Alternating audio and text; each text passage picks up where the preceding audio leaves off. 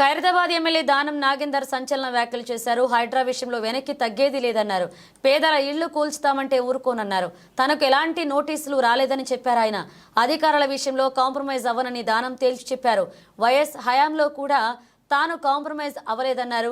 తనపై 173 కేసులున్నాయి, పోతే జైలుకు పోతా అని దానమన్నారు. తన ఇంట్లో వైఎస్ కేసీఆర్ ఫోటోలు ఉన్నాయని చెప్పారు. ఎవరి అభిమానం వాళ్లది, ఇష్టమైన నేతల ఫోటోలు ఉంటే తప్పేంటంటూ ప్రశ్నించారు దానం.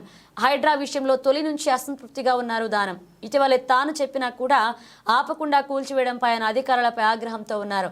కూల్చివేతల విషయంలో అధికారులు ఏకపక్షంగా వ్యవహరిస్తున్నారని అన్నారు. ఖైరతాబాద్ ఎమ్మెల్యే దానం నాగేందర్ పేదలను ఇబ్బంది పెట్టేలా వారి వ్యవహారం ఉండదన్నారు. కూల్చివేతలు చేపట్టాలని భావిస్తే ముందు ఓల్డ్ సిటీ నుంచే మొదలు పెట్టాలని ఇటీవలే ఓ మీడియాతో మాట్లాడుతూ అధికారులకు సవాల్ విసిరారు. ఈ అంశంలో తమకు నిద్ర లేకుండా పోయిందన్నారు. కొందరు అధికారులు తామే సుప్రీం అన్నట్లుగా వ్యవహరిస్తున్నారని ఆరోపించారు దానం నాగేందర్. అధికారులకు పూర్తి స్వేచ్ఛ ఇస్తే ప్రభుత్వాలు నిలబడవన్నారు. అధికారులు ప్రభుత్వం కంట్రోల్లో ఉండాలని, ప్రభుత్వ నిర్ణయాలకు తగ్గట్టుగా నడుచుకోవాలని అభిప్రాయపడ్డారు. ఇలా ఖైరతాబాద్ లో అయిందని కాదు, రేపు ఇంకో దగ్గర అయితే కూడా వస్తాను నేను. ఎందుకంటే ఇలా చేయకూడదు అని చెప్తున్నాను నేను. అందుకే చెప్పాను, ఇది ఒక పాలసీ డిసిషన్ కింద తీసుకుంటే ఒక నోటీస్ ఇవ్వండి, ఒక పబ్లిక్ నోటిఫికేషన్ ఇవ్వండి అధికారులకు చెప్తున్నాను నేను. మీరు ముఖ్యమంత్రి గారి దగ్గరనో లేకుంటే డిపార్ట్మెంట్ నుంచి ఏదైనా ఆదేశాలు వస్తే నోటిఫికేషన్ ఇచ్చి ఈ ప్రాంతంలో ఇది సెట్ బ్యాక్ ప్రోగ్రామ్ ఉంది అని చెప్పండి. మరి పెద్ద పెద్ద బిల్డింగ్లు నేను చూశాను, నేను అదే చెప్పాను ఆ డీసీపీ గారికి. పెద్ద పెద్ద బిల్డింగ్లు వాళ్ళు సెట్ బ్యాక్ చూపించారు, కానీ దాని పార్కింగ్ కింద వాడుకుంటారు. ఆ సెట్ బ్యాక్ ఇచ్చిన తర్వాత ఏదైతే ప్యాసేజ్ వదులుతారో అది పెడెస్ట్రియన్స్ వాడడానికి మరి నడిచే వాళ్ళకు దారి అది. మరి అదే అక్కడ పెట్టిన దాన్ని ఎక్కడ కూడా గులగొడతలేరు. నేను రోడ్ నంబర్ 46 మొత్తం అదే ఉంది. రోడ్ల మీదే వదలం మాత్రం సెట్ బ్యాక్ వదిలారు. ఆ సెట్ బ్యాక్ ని మొత్తం మేము వాళ్ళ పార్కింగ్ కింద వాడుకుంటారు. నడిచేవాడు ఎలా నడవాలి, అక్కడ ఎవరు చూస్తలేడు.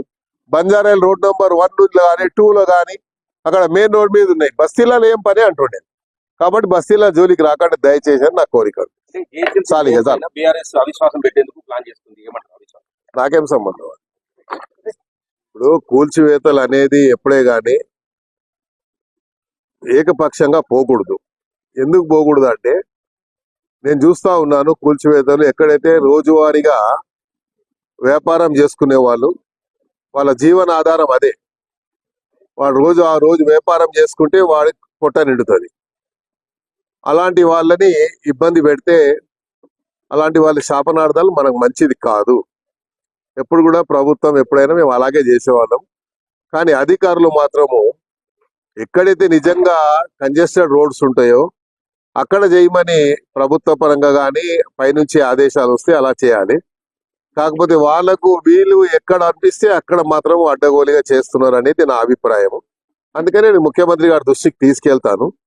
ఎందుకంటే రోజు వ్యాపారం చేసుకుంటే వాడు ఆ రోజు కష్టపడి, సపోజ్ రోడ్డు మీద పొద్దున ఇడ్లీ బండి పెట్టుకుంటాడు. ఆ ఇడ్లీ రాత్రంతా కష్టపడి ఇడ్లీలు తయారు చేసుకొని పొద్దున రోడ్డు మీద వచ్చి పెట్టుకుంటే ఆ ఇడ్లీ బండి తీసి పడేస్తే వాడు ఆ రోజు ఏం తినాలి? ఒక ఇన్సిడెంట్ జరిగింది. ముఖ్యమంత్రి గారు మొట్టమొదటిగా సీఎం అయినప్పుడు మాదాపూర్ లో ఏదో క్యాంటీన్ ఉండే లేడీది, ఏం పేరు, కుమారి ఆంటీది కూడా ఇట్లాగే చేస్తే ముఖ్యమంత్రి గారు ఏం చెప్పారు? ఆమె జోలికి పోవద్దని చెప్పారు. సో అలాగే ఇక్కడ కూడా ఎవరి దగ్గరికి జోలికి పోవద్దని మేము చెప్తున్నాం. ఎందుకంటే వాళ్ళు రోజు వ్యాపారం చేసుకునే వాళ్ళు. ఒకవేళ అలా పాలసీ కింద తీసుకుంటే సిటీ మొత్తంలో అయితే మీరు ముందు ఓల్డ్ సిటీ నుంచి మొదలు పెట్టండి. ఓల్డ్ సిటీలో ఎక్కడెక్కడ ఉన్నాయి అలా మీరు చేయండి. మీకేమి ఇబ్బందులు కలగకుంటే మా దగ్గర కూడా ఇబ్బంది లేకుండా నేనే చెప్తా వాళ్ళకి. కాబట్టి ఇది చేయొద్దని నేను చెప్తున్నాను. ఎందుకంటే దీనివల్ల ప్రభుత్వానికి చెడ్డ పేరు వస్తుంది.